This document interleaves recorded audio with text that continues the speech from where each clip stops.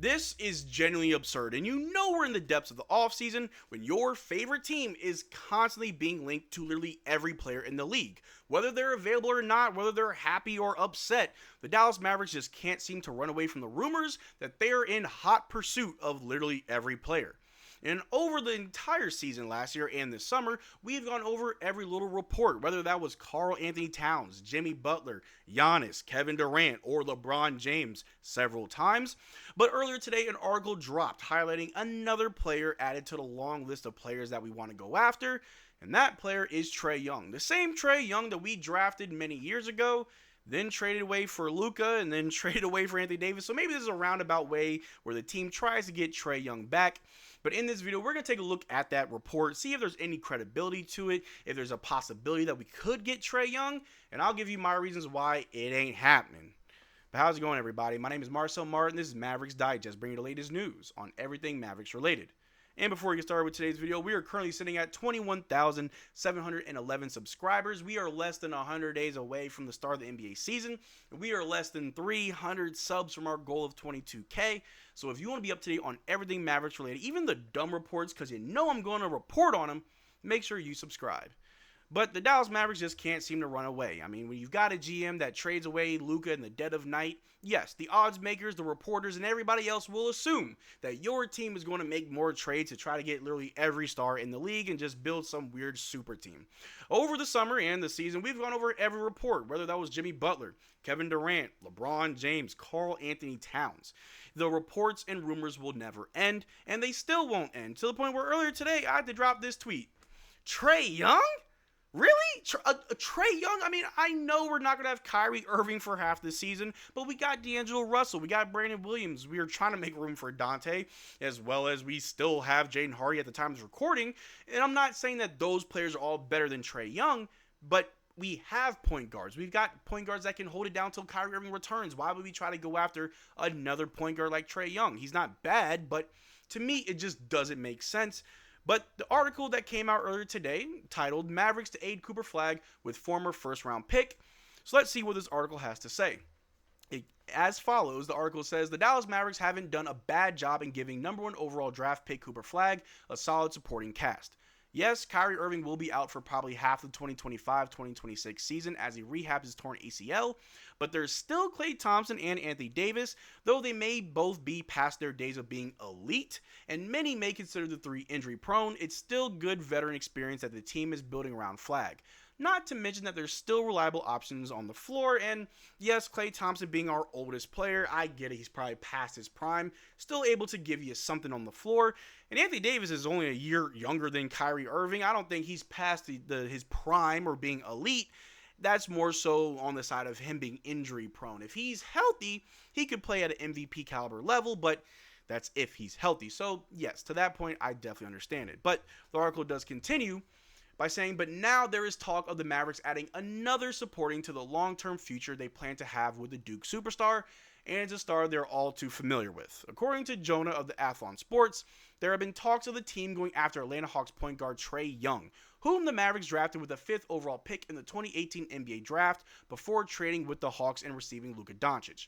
Young, a 4-time All-Star, led the NBA in assists last season with 11.6 and would be the perfect option to feed Flagg and the other stars the ball, with Young also being a prolific scorer himself. The Hawks point guard is 1 season away from being eligible for an opt-out, and should he opt in, the Mavericks will be able to offer him a maximum deal in the offseason of the 28th season.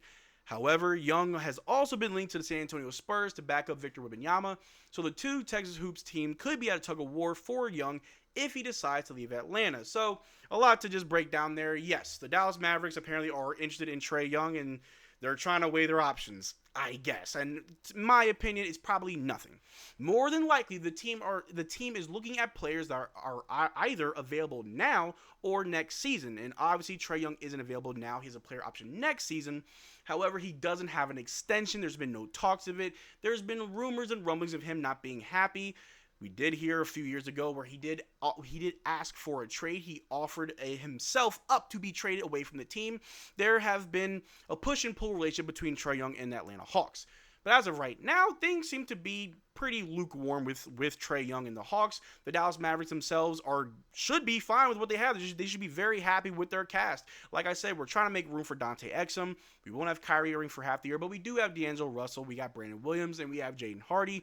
Not the best point guard rotation, but it's a point guard rotation nonetheless. And no knock to Trae Young. He is a great player. If we take a look at how well he played last season, in 36 minutes per game, Trae Young put up 24.2 points, 3.1 rebounds, 11.6 assists, 0.2 blocks, 1.2 steals, 4.7 turnovers, and 1.9 fouls per game, while shooting 41% from the floor and 34% from three. And those numbers are really good. I mean, Trae Young, 4-time All-Star, he has the numbers to back it up. Like I said, he did make the Eastern Conference Finals a few years ago, struggled to find his way back, but the team has been making strides and moves to improve the roster. But a player like Trae Young with 24 points per game, 11 assists on the Dallas Mavericks, that's not bad. But of course, there's one thing a lot of fans would quickly point out is that defense wins championships, and Trae Young doesn't play defense. Now, if your point guard isn't the best defender, but literally all four players are, then sure, it could definitely work. You see it on the Atlanta Hawks. Dyson Daniels is an amazing defender to the point where, sure, Trae Young can try his best on defense, but they have other defenders. So if you put that on the Dallas Mavericks, sure, Trae Young playing alongside Cooper Flagg, Anthony Davis.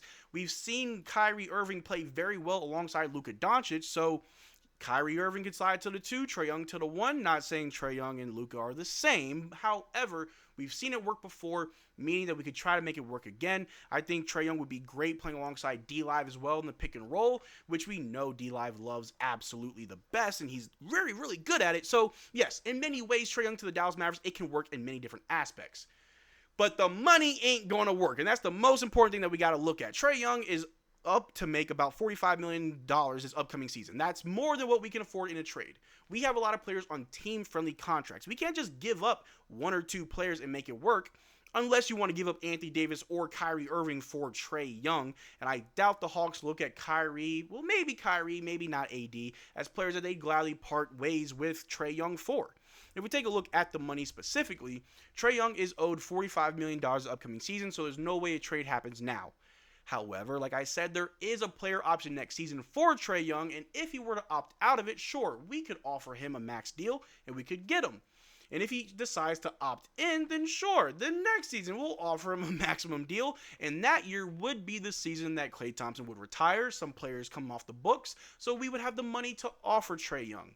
Trae Young would be older, 29 years old. I'd argue that he would not be old, being 29, but more so in his prime, and that would be the best year to really go after a player like Trae Young. And I don't think it would be a bad idea. I know some fans don't like Trae Young. I'm not that high on him myself, but if he was on the Dallas Mavericks, I think he could find more success with what we have going on.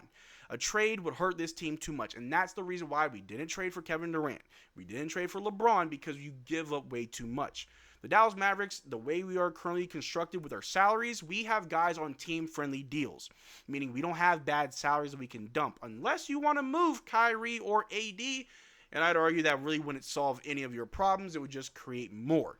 But one of the many reasons why Trae Young may just stay in Atlanta is his relationship with his coach. And if we take a look right here, from Hawks Lead on Twitter, per Jake Fisher, extension negotiations between Trae Young and the Hawks are not on the table this summer. There's no indication that Trae Young is actively seeking a move out of Atlanta. Young's reported frustration over his contract stems mainly from the Hawks never initiating extension talks.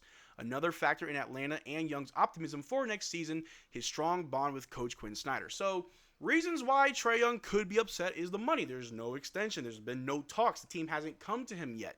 But also, he doesn't seem like he wants to leave Atlanta, as well as he does have a good working relationship with his head coach. So as of right now, I would label this whole situation as lukewarm. The Mavericks are probably just thinking out loud about players that they could go after either now or next season, as we do have this 2-timeline situation of compete now, prepare for Cooper Flagg's future. I'd argue that you can do both, but it depends on the moves you make now and in the future moving forward. But let me know in the comment section down below, what do you think? Do you think that Trae Young could really find his way in Dallas? Do you think this could happen next year, this year, or never? Let me know what you think in the comment section down below. We'd have a conversation about it. But that's all I got for you guys today. Thank you for listening to the video. Make sure to check out our Twitter and Discord. Links in the description below. And as always, y'all take care. Drink water. Peace.